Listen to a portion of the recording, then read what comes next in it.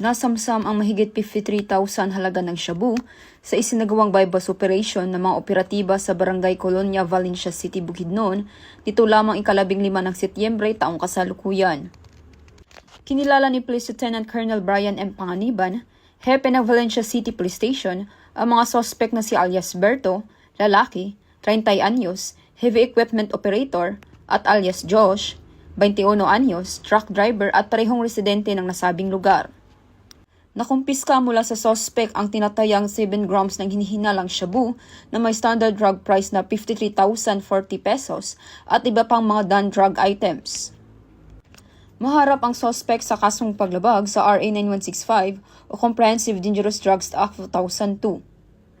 Mula dito sa Camp Capistrano, Busa, Cagayan de Oro City, ako ay inyong Police News Network correspondent, Patrolwoman Rhea P. Sanchez, alagad ng batas, tagataguyod ng Balitang Pulis.